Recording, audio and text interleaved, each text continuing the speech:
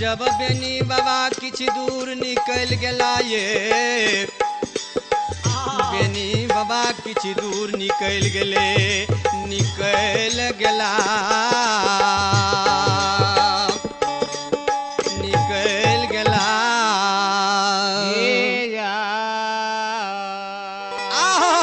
सरकार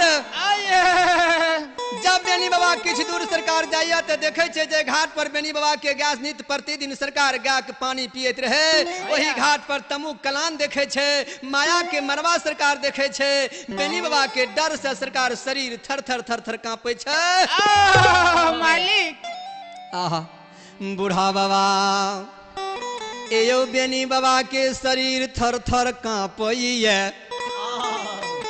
बेनी बाबा के गाय जे सरकार सिलार मार के गंगा में काने ए मास्टर बेनी बाबा के गाय जे जंगल में सिलार मार मार के कानैया माता गंगा में फसल गाय जे कानत रहे सरकार बेनी बाबा दिवरा के भीड़ पर सरकार चढ़ गेले दिवरा के भीड़ पर लोट लोट बेनी बाबा कानै छे हे धर्मराज बाबा हे माँ भगवती हे माँ गंगा माँ जैगा के पियल दूध माता जी जय गा का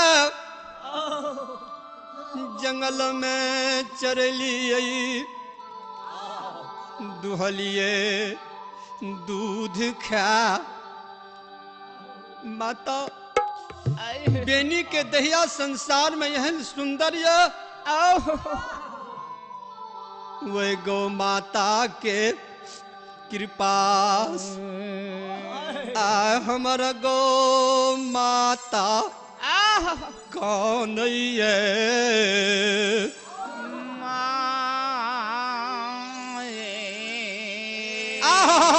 सरकार बाबा वही दिवरा के भीड़ पर चढ़ कर सरकार कानैया माता जगदम्बा सुगा के रूप धारण काके बेनी बाबा के पहुंचा पर आब के सरकार बैस गेल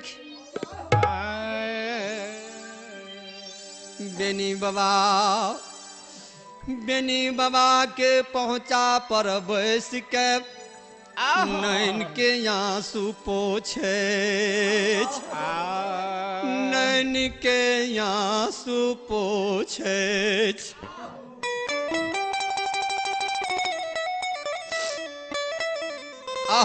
सरकार नैन के आंसू पोछे ए बेनी बेटा किया कन रहला बाबू तोरा कौन चीज के कमी भा गेला बाबा बेनी दोनों कल सरकार जोड़ लेलखिन माता कोनो कमी यहाँ के बेटा के नहीं माता कोनो कमी यहाँ के बेटा के नहीं छे गौ माता जे गौ माता के दूह के माँ हम नित प्रतिदिन है अहाँ के पीरी पर सखुआ महन में ढार देलो जे गाय के दूध हम पी के माता एहन सुंदर दहिया बनेलो सखुआ महन में उग्या हमर काने छे माये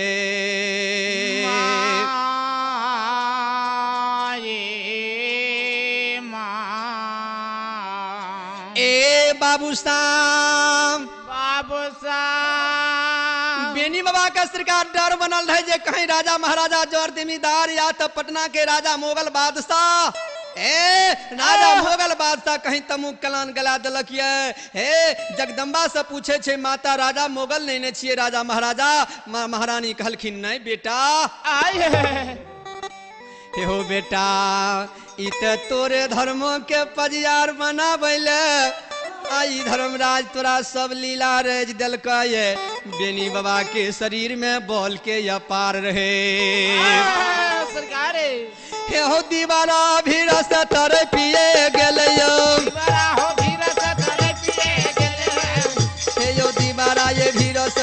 पिए गेले दरबार मार बाबा बेनी चल गेले दरबार मार बाबा बेनी चली गेले हे यो कमुक कलन के यो तोरिए दलिके गंगा में माता ये पैसिए गेले यो बेनी बाबा गंगा माता में पैसिले सुनो सुनो यो सुन भैया बाबू सुनबे हे यो गबैया बजबैया सुनबे झाल वाला बूढ़ा बाबा यो सुनबे गंजो बलावा बबुआ सुनियो दाल वाला दुलरा हे यो सुनबे ए दिल्ली वाली माँ गंगा सुनबई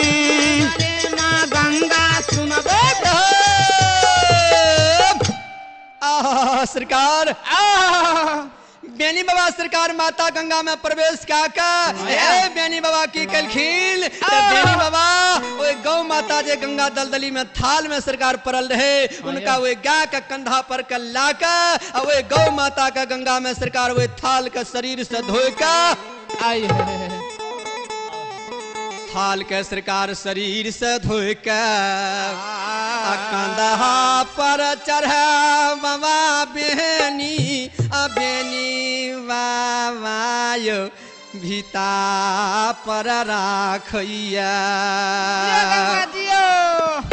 सारा गा के सरकार बेनी बाबा हुए गंगा में धोए के सरकार पखार के कंधा पर चढ़ा के भीता पर के रख दिलखे बेनी बाबा के शरीर में जब थाल कादो लग जाए छे तो बेनी बाबा दौड़ के गंगा में प्रवेश क्या के अब बीच गंगा में सरकार है जाकर बेनी बाबा अपना शरीर के थाल का साफ कर रहला बेनी बाबा अपना शरीर के थाल का साफ कर रहलिया ए बाबू साहब सरकार जो बेनी बाबा स्नान कर रहला अंतर्यामी मालिक कल के हनुमंत लाल जो बेनी हुए गंगा से निकल जाते धर्मों के पजियार ने बेनी बनात गंगा कल के सरकार की करवे कल के माया विस्तार क्या देवे गंगा में बेनी के डुबा देवे हे हो गंगा में बेनी के डुबोइबे गंगा में बेनी के डुबोइबे ए यो गंगा में बेनी के डुबोइबे ए यो गंगा में बेनी के डुबोइबे अपा बन बीरा डुबा देवे आजू के रायो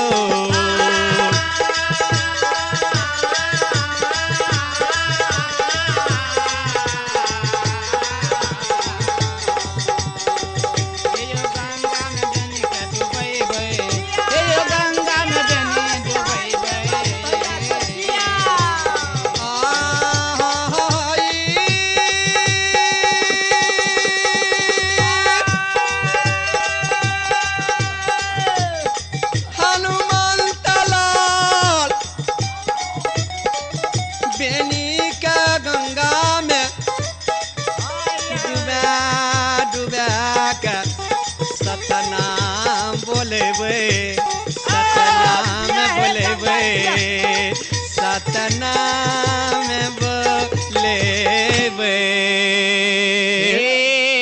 बाबा सरकार हे अंतर्यामी मालिक कलखिन हनुमंत लाल बेनी का डुबा डुबा का गंगा में सतनाम बोला लेवे माया का विस्तार क्या दिल के माया विस्तार क्या दिलखिन गंगा के पानी उत्फाल भा गेले गंगा के पानी उत्फाल भा गेले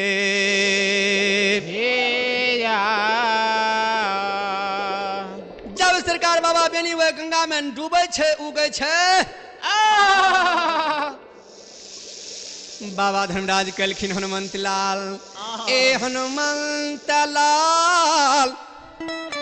बेनी यदु बनसी के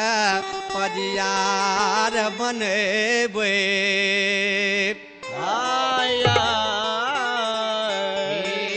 बाबा हनुमंत लाल सरकार कलखीन बाबा हनुमंत लाल कलखीन कि गुस्से बाबा हम बेनी के नजदीक नहीं जा बहनी के नजदीक नहीं जइबै जइबै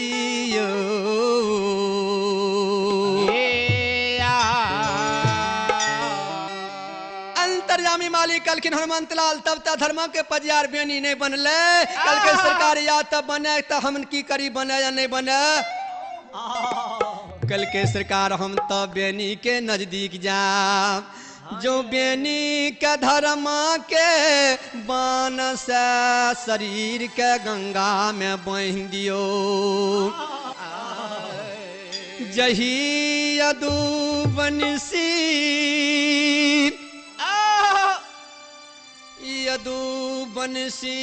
में भगवान कृष्ण अला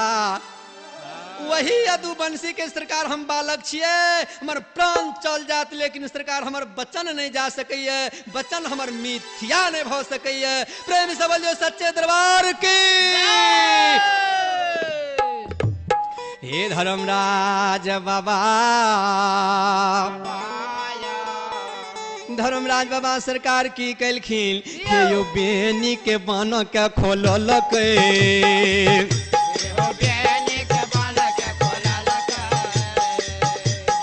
बेनी के बान के खोललक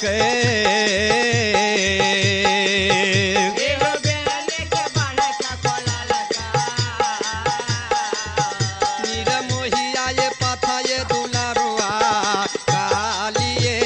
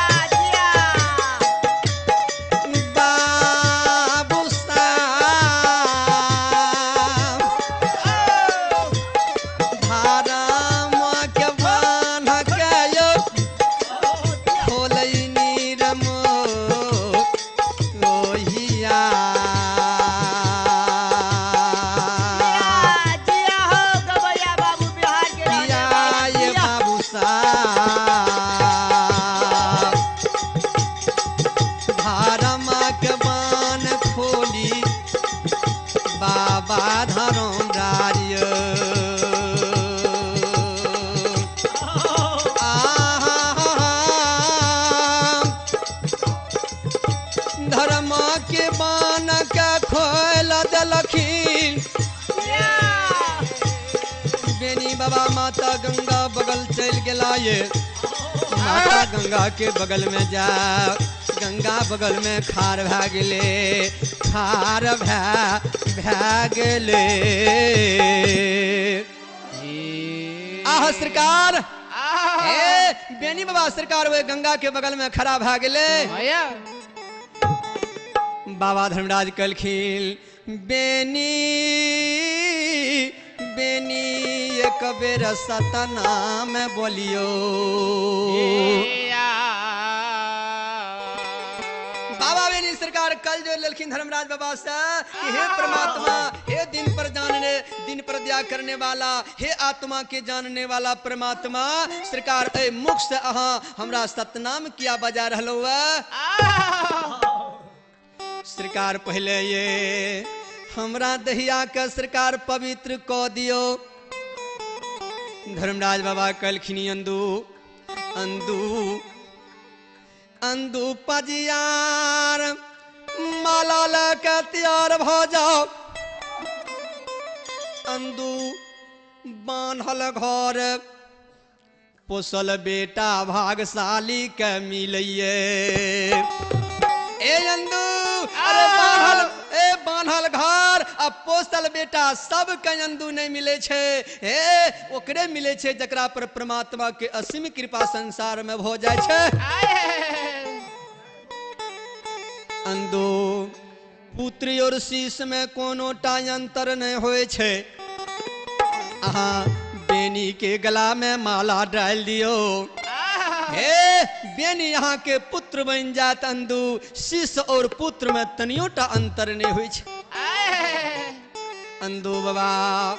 बेनी बाबा के गला में धर्म के माला डाल दे।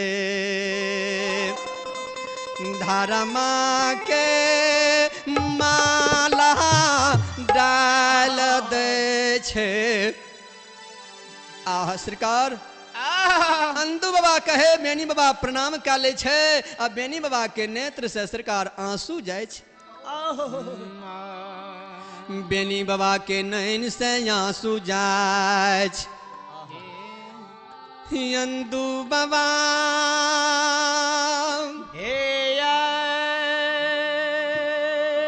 शीश पुत्र में अंतर नहीं होए छे। हमरा पर यहाँ क्रोध कहियो नहीं होए। बेनी बाबा के नेत्र से आंसू जा रहिए। बेनी बाबा कल जोड़ने ये। बेनी बाबा कल के धर्मराज बाबा यो गुरु बाबा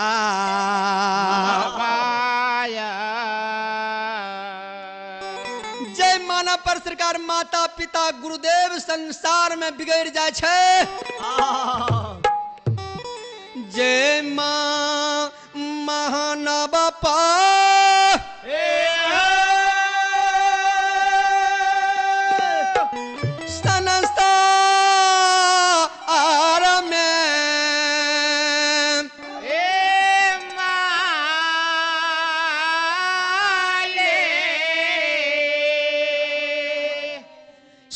संसार में जय मानव पर माता पिता गुरुदेव बिगड़ जाए छे। ओई मानव के दिन सरकार अधीन भ जाए छे। जे मानव सर संसार में अपना माता और पिता के सरकार हृदय से सेवा क लइए और गुरुदेव के सेवा क लइए। भगवान उनका ओई मानव का संसार में उद्धार क दे छे, भवसागर पार क दे छे। प्रेम से बोलो सच्चे दरबार की। आए हे धर्मराज बाबा बेनी बाबा सरकार की कलखीन। हे मुख से बोले बाबा ये सातना। मुख से बोले बाबा ये सातना। आही राधा खोल कायो अपनी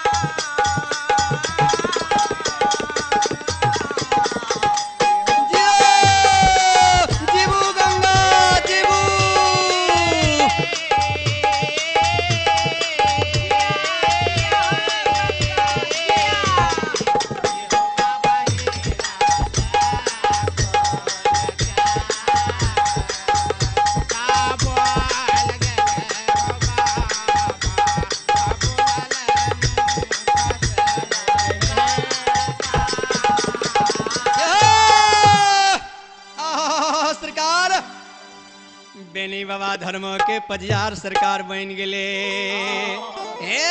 बेनी बाबा जखन सरकार पजियार बन गेले, अंतर्यामी मालिक सरकार बाबा बेनी का अपना हृदय में सरकार लगा ले छे और बेनी का हृदय लगा ले छे। घाट बेतौना मामा माता गंगा के तट पर से बेहनी बाबा के दार ने अदार का चौसे बथान चल गेले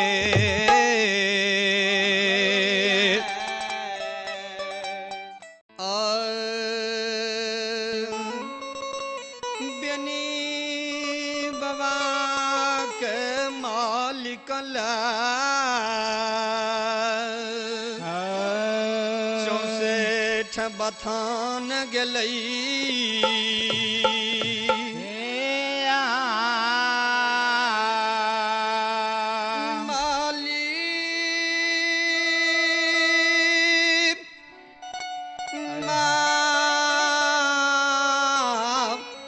मालिक यो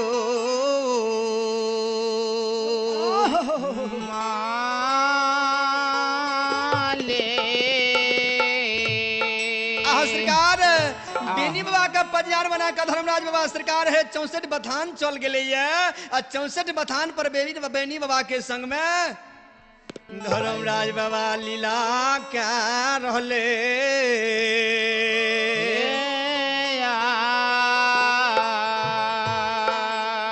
सरकार आज ही ना हमारा संग में धनंजय कुमार उर्फ गन गन या गन गन जी जल सीमा सोन बरसा सहरसा झाल बजा रहले बीचो दास कलाकार खजुरहा सोन बरसा सहरसा विष्णुदेव जी उर्फ बादल खजुरहा सोन बरसा सहरसा सरकार अहिना धर्मराज बाबा बेनी बाबा के संग में लीला क्या रहले हे यो लीला यो मालिक लगेलक हे यो लीला यो मालिक लगेलक निरमोहिया ये पथा दुलारुआ कालिए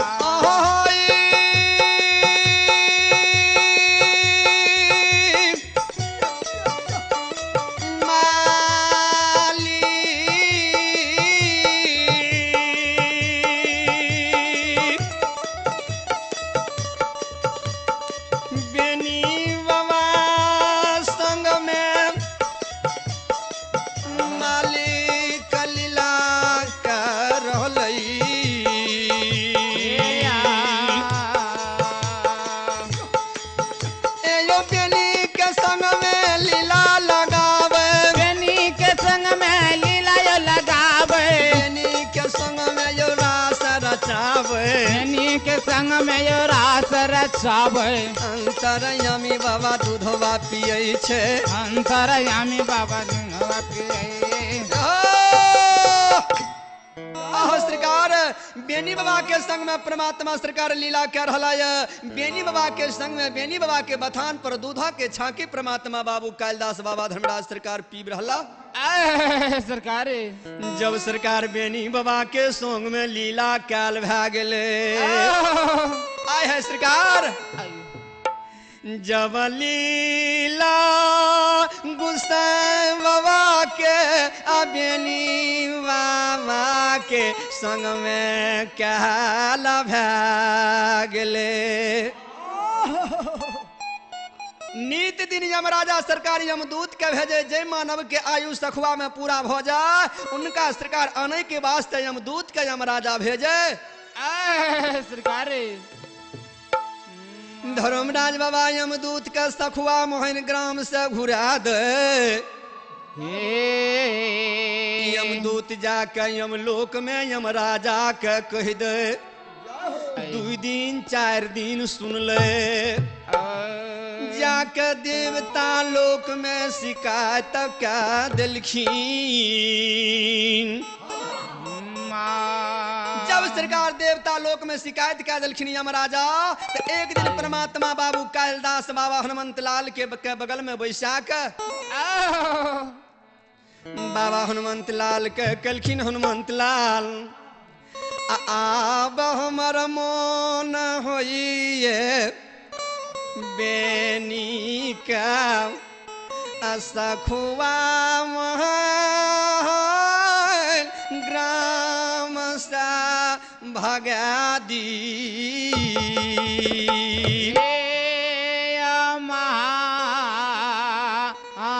बेराजे।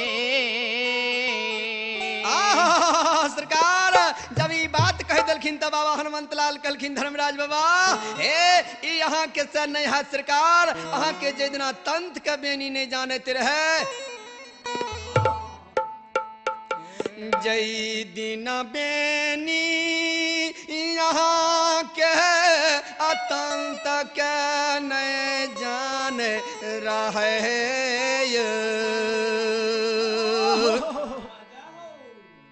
ओए दिन सरकार अहाँ सब पजियार नहीं बनल आज अहाँ भगावे ले चाहे छियै सरकार ई बात नहीं है। धर्मराज बाबा कहलखिन हनुमंत लाल एक मुश्किल के 100 रुपया होइए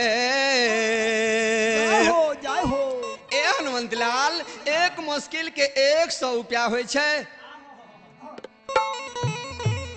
बेनी जकरा से भागत ओकरे लगा के भगा देवे। बाबा हनुमंत लाल कलखिन सरकार एक बेर हमरा बता दियो जे यहाँ किनका लगा के बेनी के भगेबे।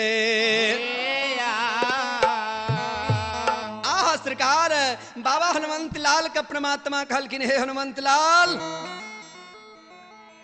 राजा मोगल के डोर से बेनी के रुद्र कांपइए राजा मोगल के डर से बेनी के रुद्र कांपे छे वही राजा मोगल के डर से बेनी भाग जेते कल के सरकार बेनी के राजा मोगल किया भगा देते। धर्मराज बाबा कहलखिन आते झागाराये